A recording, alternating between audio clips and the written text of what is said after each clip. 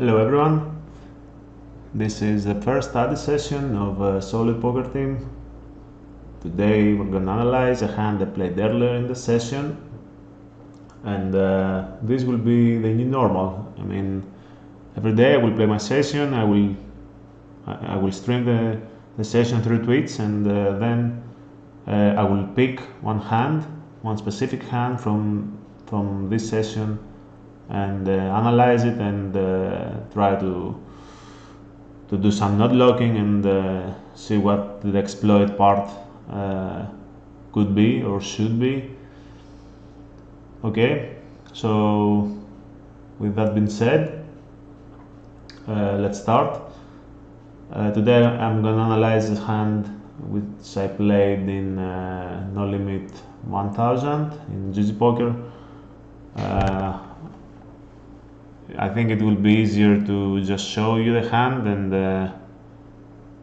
get a picture of it.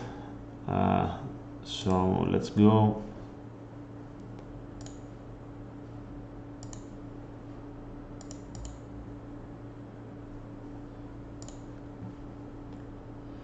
So it's this hand up on the right against Tachmurs. He's a winning reg. I knew him from before, so here he opens the under the gun for 2.1 big blinds, and I 3-bet, the ace-4 suited, and then I think he calls.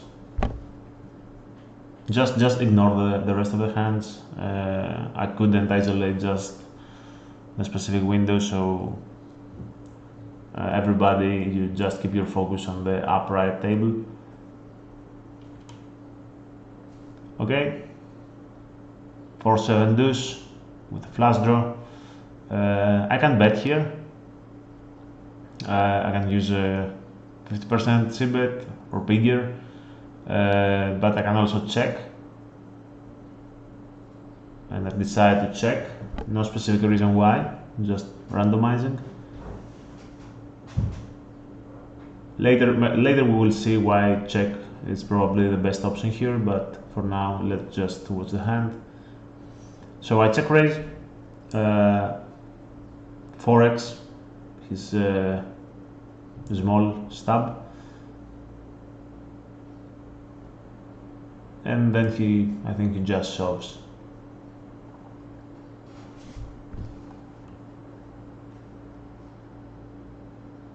I think he does. Yeah, and he just shoves. Okay, I tanked for a little bit, then I called. He showed me ace-10, we ran it twice. Ace-10 with a flush draw, we ran it twice, and we got one of the two. Now let's see, what about what's behind this specific hand, because I think there is a lot to discuss here. First, let's see about the c-bet strategy. I have solved this hand using the GTO ranges on the solution on the left, and then I solved it using a node lock solution, which I just made some assumptions about what my opponent is probably doing here. And then we'll see the outcomes of both. Let's start with the GTO one. So here I can c-bet like around 60% of the times. As you can see, the c-betting strategy is half pot. I have used 1/3 of the pot, half pot, and slightly overbet. Solver likes the half pot bet, half pot c-bet, and then he also, well, he's not the man, and then solver also checks as well. The ace-4 suited, it's a mix, it's mostly c-bet, but you can also check sometimes. I wasn't aware that I can c-bet so much here, so that's something to see. I would probably would check here like 50 or 60% of the times. Anyway, let's see. So check, and the villain can stab around half of the times, 54%, and he should stab only small size, like he did. He chose the small size for stab, that's the correct size. But what I want to show you here, it's something else. If you look closer to the GTO range, what the stabbing is look like? The stabbing is like every hand, every combo he has is a mix. All right, so technically he can't do anything wrong here except choosing the wrong size. If he choose the right size, as he did, he chose the small size, so he made the correct decision about size selection. But if he chooses the small size, after that spot, he basically can't do anything wrong regarding GTO solution. Okay, he can check or he can stab small, and it would always be correct. The interesting point here is that using this size here, you should have some really polar bluffs. If we look closer, you can see some hands like Ace-10 of hearts, Ace-10 of spades, Ace-10, no, spades is the flush. Okay, let's say that spades is the same bluff. It's a huge EV hand, but all the other Ace-X are basically polar bluffs. Not really so much equity. Let's see the equity, for example. It's around 40% each, and let's see. Oops, sorry, strategy. King Queen of hearts, for example, or Jack 10 of diamonds, Jack 10 of hearts. Also, all the small pairs should just bet with a decent amount, like fives are betting like half of the time almost. Fours is a set. Sixes as well. Eights, nines, all this kind of stuff. The range, okay, some parts of the range is a merge, some part of the range is some small pairs which need protection and also check back, but some other parts of the range are pure bluffs, like these suited broadways, as we said, and also some gadgets like Ace-5 of hearts.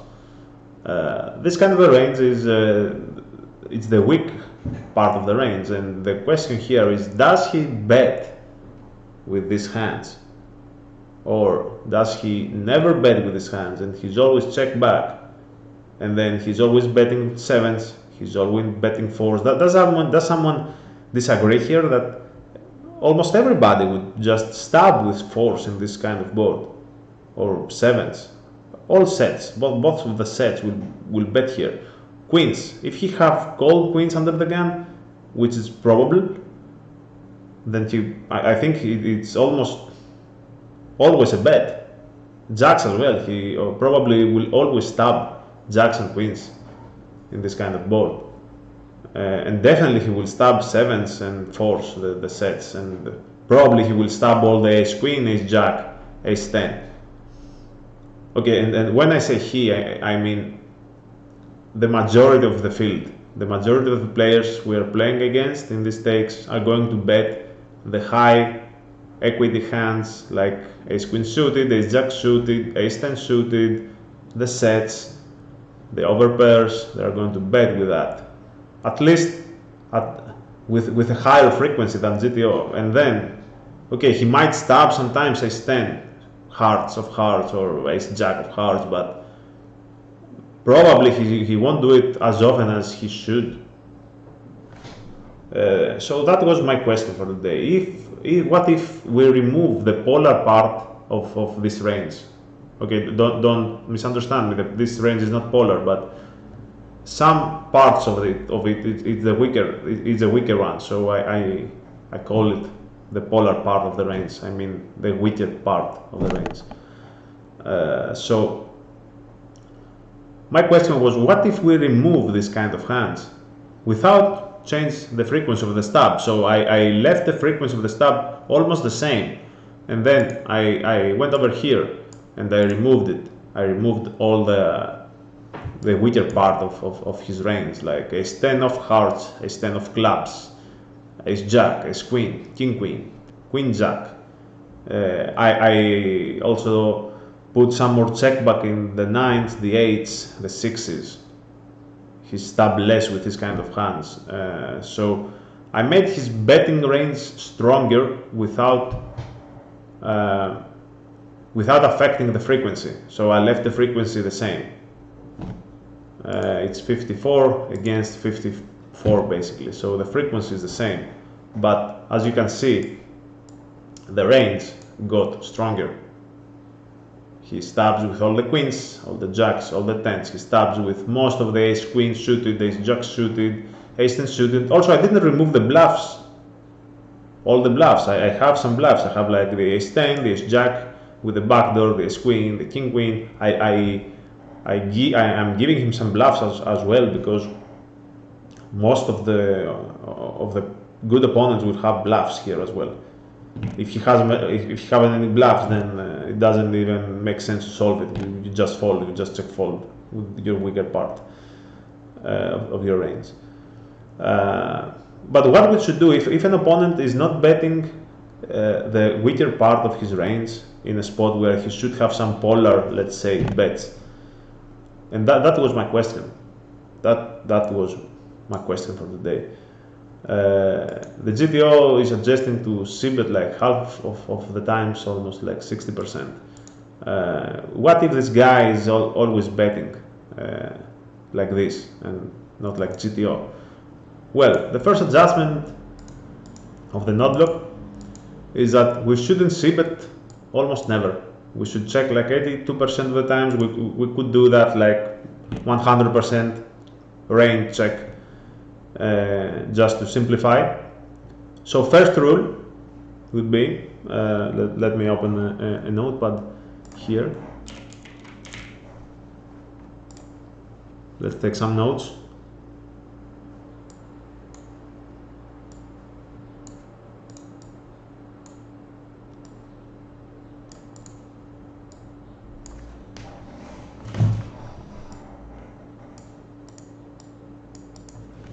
So, this stronger betting range. Okay, let's also do like 3-bet pot. First adjustment. First adjustment is c-bet less.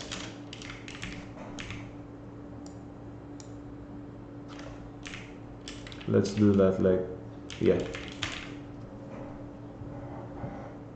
We c-bet less. That's the first adjustment we're doing right here. I'm sorry about that. It's the daily reel of GG. Okay, so we c-bet less. So it's like almost check range. Also, this is 3-bet pot out of position, guys. Okay, so this is 3-bet pot out of position. And also the betting is not the correct word, let's say stabbing, okay, because we are the aggressor and our range is stronger than the caller. So let's correct the word and just say stabbing. So we c-bet less. That's the first adjustment. But then what else? What else we should do in order to exploit this guy? Let's explore some lines. Let's see the check stab line. First, check stab. What is the reaction of the small blind, which is hero in our case? I repeat, the up left is the GTO, and the solution on the right is the node lock and the exploit one. So the first thing we can see here is that against the stab, our folding range is not, our folding frequency is not really changing, but the main difference is that the calling range in the exploit solution got smaller, it's decreased, and then the check raising range got bigger. The frequency of the check raise increased. So here the total check raise is like, how much is that? 17 plus like 10, it's 27, it's like 28%, let's say 28%, and on the right it's like 38. So the 10% from the calling range just flipped it into the check raising range, and the check raising range probably got I think stronger. Let's see what hands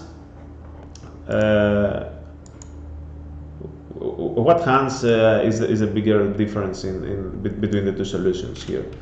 So at first glance, let's check the small pairs which we 3-bet, like 10s, 9s, 8s. As you can see, we just check fold 9s or 8s.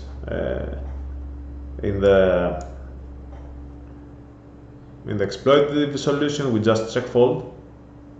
10s probably fold. Yeah, that's it seemed like an extreme, but that's what the note log said. And if you want to see the range again, it's nothing out of normal, I think, for some people. Some people will not stab polar things here, will not stab polar combos.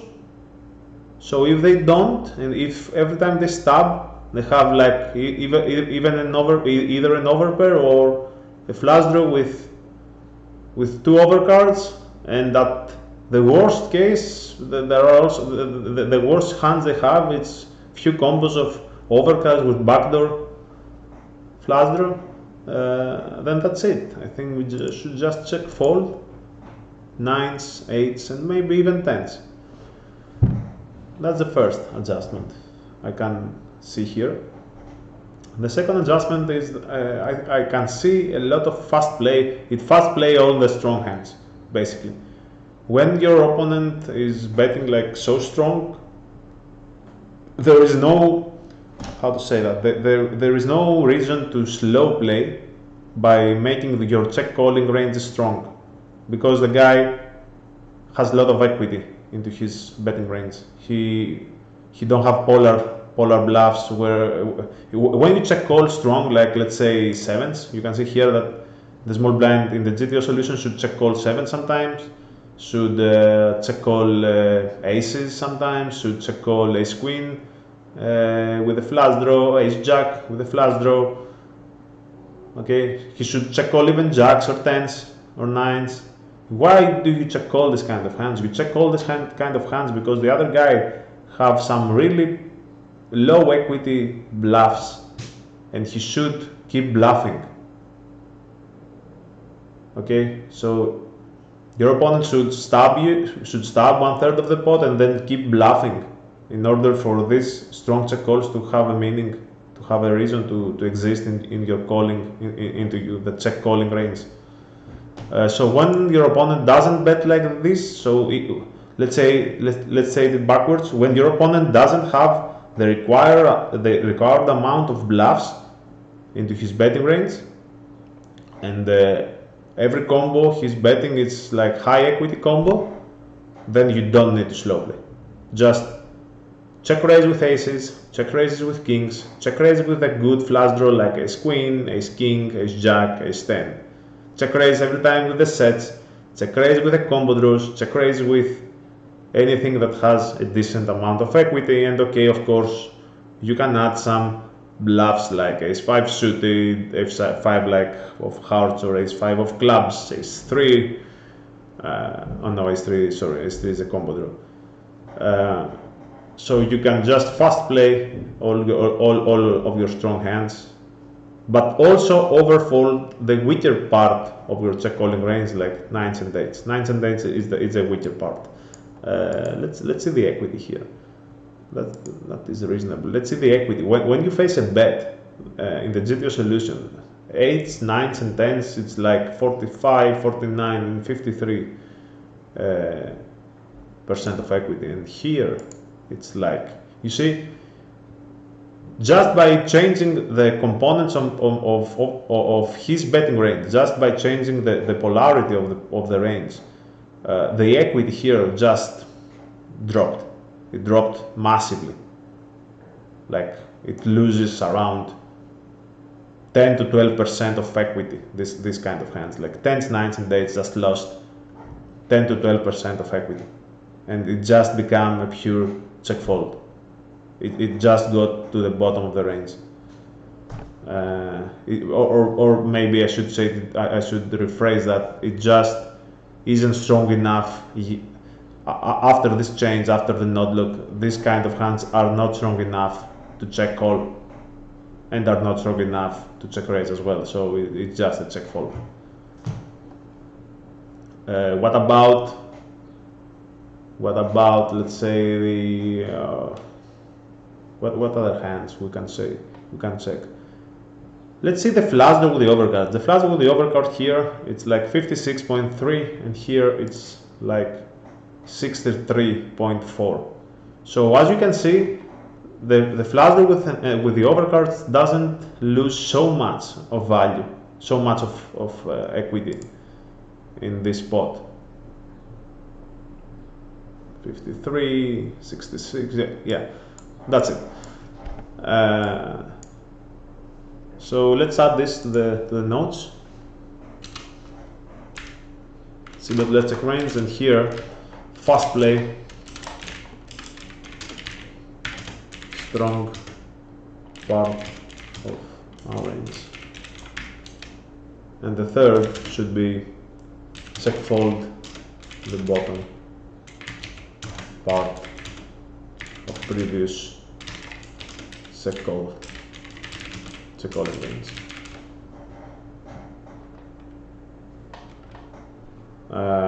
And these two mean that check call decreases in frequency. Okay, and now there is the last point I need to make here before I close the video, because I don't want to get too big. Now, what if this guy just after the check, after the small blind checks, he doesn't stop, and what if he just check back? What if he just check back and the blank, let's put a 9, came? What's the difference here? The GTO solution, according to GTO solutions, small blind should keep checking like almost every time. It's 81.4% of the time you should check again on the turn. And what is your range equity here? Your range equity is 39.9.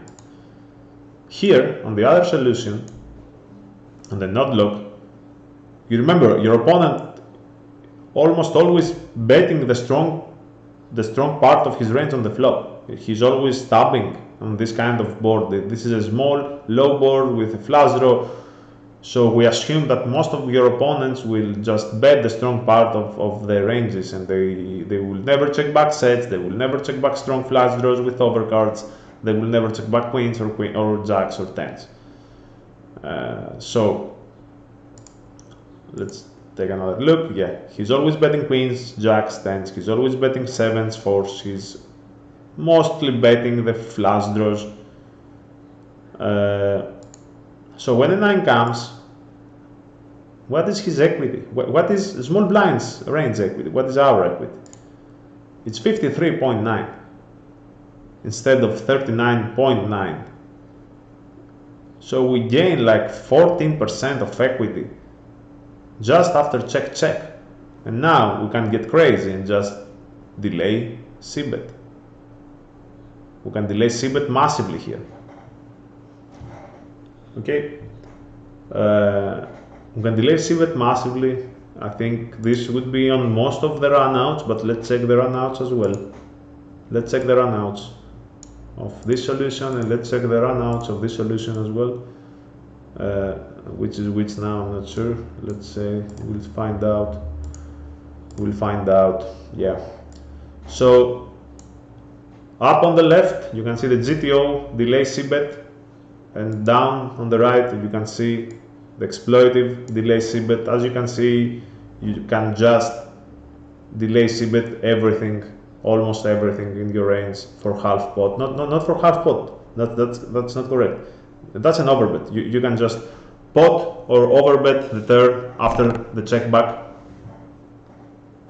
Okay, and the worst card here is the ace, because it changes the board nuts, and your opponent might have some check back with a lot of aces. You remember, he checked back ace 10 of hearts, he checked back like ace jack instead of betting. So the ace is the only card that I think the ace is the only card that it doesn't change a lot your betting frequency. You should still check a lot, but on every other run out you should just bet, delay cbet for a big size as crazy. Okay, so for delay cbet big size plus high frequency.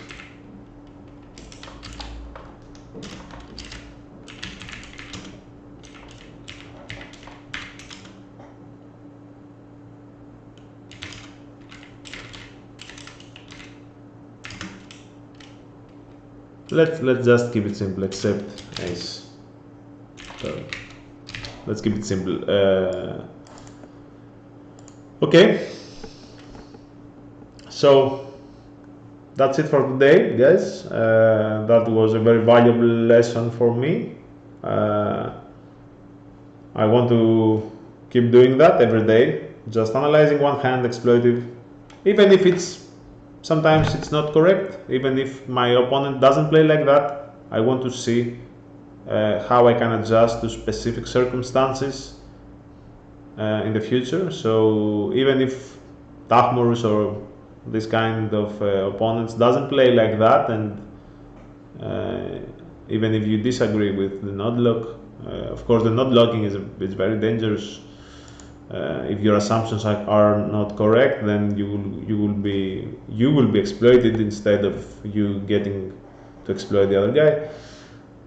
Anyway, that's it for today. Thank you. See you tomorrow on the stream.